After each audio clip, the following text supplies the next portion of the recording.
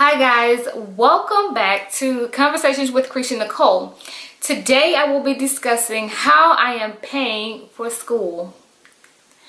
I was asked a question on the nursing journey video by the lovable Brat, and she wanted me to make a video about how I am paying for school. Now, in her message, she made a statement about being a single mom. I cannot speak to that from experience because I'm not a single mom. However, I do think that if you have someone on your side, it could be your mom, your parents, your grandparents, friends, or someone to help support you through this journey. It is the same as having a husband to help you, or boyfriend, fiance to help you through the journey, because I really don't have anybody beyond my husband. That's one person who I have to rely on. I don't have an extensive family that I can just call and say, hey, let me drop the kids off. I need to pick up a shift so I can pay for a class. It is not my, this is not something I can do. The only person I have is my husband. So I think it would be kind of similar to having just your mom or just your dad or just a really good friend who can help you through this journey. Now, with that being said, I think being a single mom doesn't stop you from doing anything. You can still get through school. You can still pay for school because people do it all the time. There are plenty of single moms who are in nursing programs, who are in grad school, and they're doing it. There's one that I remember, I think she lives in Texas now. She owns her own practice, and I think it's called Kimberly Cares, something like that. I watched her YouTube video about being a single mom and getting through her nursing program and her master's degree program, and of course now owning her private practice. I'm pretty sure you can find her somewhere on YouTube or even Google, because I watched all her videos. I don't even think she makes videos anymore, but she has one about being a single mom and making it through her journey. So I would suggest you watch her or find her. I think her name is Kimberly Barrow or Kimberly something like that. I will post it in the information section to this video so you can find it. Long story short, you can do it as a single parent. It's a factor to consider, but it is not a hurdle that can stop you from getting this done. Now, for me, I have worked full-time, like ever since I could have a full-time job, more than one job. With children, without children, single, with a husband, I've always had one or two jobs. I've always worked a lot. So I'm used to it. It is nothing to me. I recently went PRN about a month ago, but that really doesn't mean anything. I still work 2 to 3 days a week. I do clinicals twice a week. I have like 3 organizers, so I try to put my schedule in my organizers and make sure I make time for myself, because and my children, my family, because I think if you're doing clinicals twice a week, which is pretty much average for ASN, BSN, and MSN programs, you're going to clinicals about twice a week, and you're working 3 times a week. That's only 5 days. The average Joe is working 5 days a week. The only difference is you're working more hours per day. Leave those 2 days a week to study, to have you time, and to just debrief from all of this working. And that way you won't necessarily feel burnt out. Because if you are a parent, single or married, you have to work. I feel like you have to work. Unless you have some money coming from somewhere, I don't know.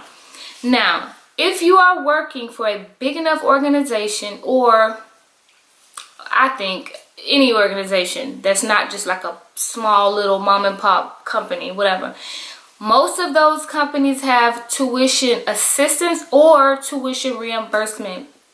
You need to use that. That is what I did. I work for a big company that helps to pay for my education. They will give $3,000 a year or more. Now, with those $3,000, by me taking that money, that is saying I'm going to work for you another year. So every time that I say, okay, I need this money, I am also telling them, I'm telling you I'm going to work for you another year. Now, some people don't like that.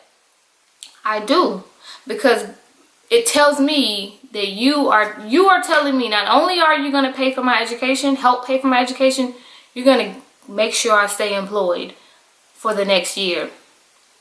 It sounds like a win-win to me. So I take tuition reimbursement. On top of that, I do use student loans. Initially, like when I was at FAMU, I did not want to take a lot of loans. I think I took one loan. And I was scared of like the whole, oh my God, I'm going to be in debt. So I took one loan that was like $2,500. Now, in my 30s, I don't give a shit about taking loans. I want to get my degrees. I want to finish.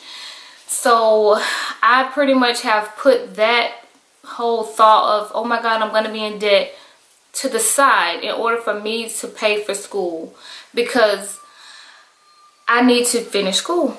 And I don't have the money to pay for school out of pocket.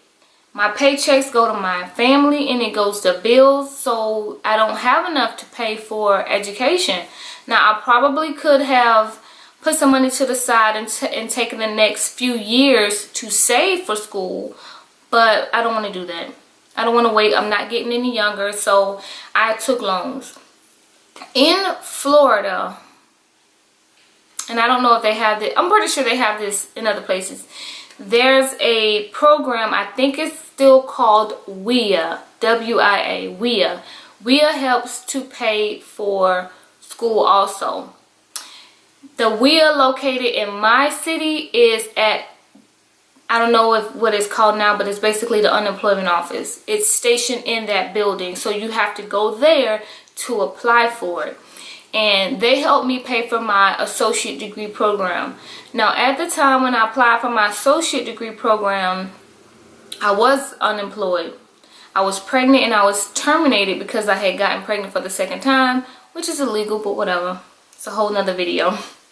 But I decided then to go back to school instead of trying to go hard to find another job at that point in time.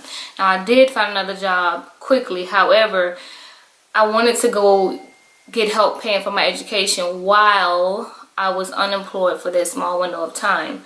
And WIA gave me, man, thousands, because my associate degree program was the private school. I want to say it was probably $30,000, and WIA paid for about $10,000. I think when I left that school, or more. So like every so often, instead of me having to pay, I was actually getting a paycheck, or a net check. I don't think they're called that anymore, but I was getting a credit, whatever was left on the balance, and I always had something left on the balance. So not only was I not paying for school, essentially, because loans and WIA was paying for it, I was actually getting money back, which helped to supplement my income. During that time for my associate degree program, I went to school. Monday through Friday was for school.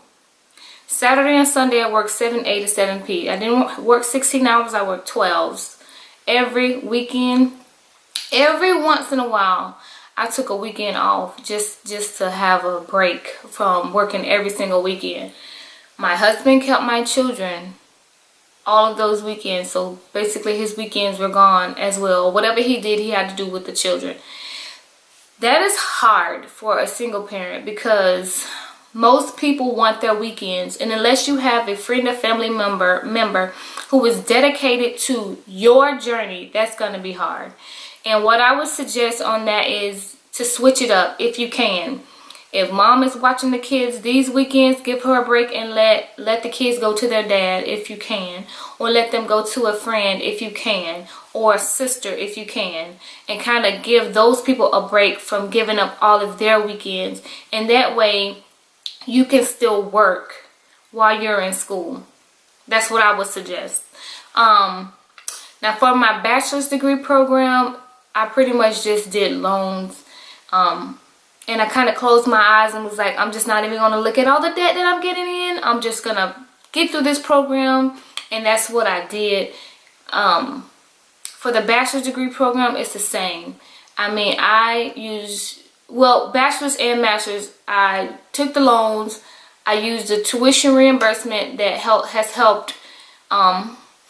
In the big picture, it's a little bit, because $3,000 basically pays for one class in the master's degree program. So, and that's a year, $3,000 a year. So it's one class a year essentially that they're paying for. But I'm just getting loans out the yang. I'm not even gonna lie to y'all. I do monitor how much, like how high my loans are going, and I calculate what I'm potentially gonna make, and I just take away $1,000 to $1,200 a month, because that is what I plan to pay for my loans. Now, I know that sounds scary, but for the person that posed the question to me, she said she wants to be a CRNA. CRNAs make thousands of dollars per month. Take the risk, in my opinion, take the risk of getting the loans, knowing that you will be able to afford to pay those loans. You most definitely will be able to afford it. Nurse practitioners make, at least where I live, between $6,000 to $8,000 a month. That is a lot. And if you are okay with making $5,000 to $7,000 a month, because you're going to send $1,000 to your loans, then do it. I am okay with that. I've never made thousands and thousands and thousands of dollars per month in my life. So, I mean, even with working overtime as an RN, I mean, I've made thousands, but it's still not as much as a nurse practitioner will make. Okay, so I think if you're okay with that, then take the loans. If you're not okay with loans, I don't know what to tell you, because grad school is expensive. Unless you have someone sponsoring you, or unless you have some hellified saving skills, then you're gonna need loans. Everybody that I know has loans, because we all are working, we have children. If you really think about grad school, these are adults, usually mid to late 20s, 30s, there's people up into their 50s. These people don't have $60,000 laying around. You have got to take loans. You've got to work to pay your bills. And you need to make time to study, because if you get $80,000 in debt, you want to finish that program. You want to be able to pay that $1,000 a month, because if you fuck around and you do not graduate, you're still going to owe that money. You're still going to owe that money. Sometimes you can take a break. Like when you hear grad school, you think it is so hard. And at times it is hard. But you will have time to stop and take a break and say, you know what, today I'm not going to do anything. In order for me to make it, I need to take a break. And you will be able to do that. Don't think that you won't. You will. I've taken many mental breaks in this program. I've been in school full time for 5 years. I went back to school when my daughter was 2 months old and she is 5. So you can definitely do it. You have to take the time to take your mental breaks, so you'll be able to go to work 5 days a week and come home and cook dinner and do laundry and do all of these things. And you can definitely do it. I'm not saying you can't do it as a single parent, but you really do need to try to just think about where are my helpers and use them. People who love you and people who want to see you succeed will help you, and just use those people. So that is how I am paying for school. I am getting in debt, and that's just the reality of it. I really don't care that I'm getting in debt at this point. I have a plan to pay it off, so I'm not really that concerned about it. So use your tuition reimbursements at your employer. Use the student loans. If you can use Pell Grants, use your Pell Grants. All associates, bachelors, once you get to masters, you can no longer use Pell Grants. You have to use loans. That's another thing that I use for my associate's degree. And I think a little bit of my bachelor's too. I think I did. I'm not sure. Use your Pell Grants, because that's just free money. That's just free freaking money. So use that. Apply for financial aid and get every single thing you can get. And whatever's left over, use loans. Okay? I hope you found this information useful. It is the truth. It's the reality. It's not pretty. You're going to be a little bit in debt when you're going as high as grad school, but just do it, and in the end you will be very happy that you have done it. That is just my opinion. Thank you for watching my video. Make sure you like, comment, and subscribe. Hit the bell so you know when I make a video. I'll try to make videos more often, but you know, I'm in the end of my nurse practitioner program, so a lot of my time is focused on school, work, and family. So I will talk to you guys at another time. Bye.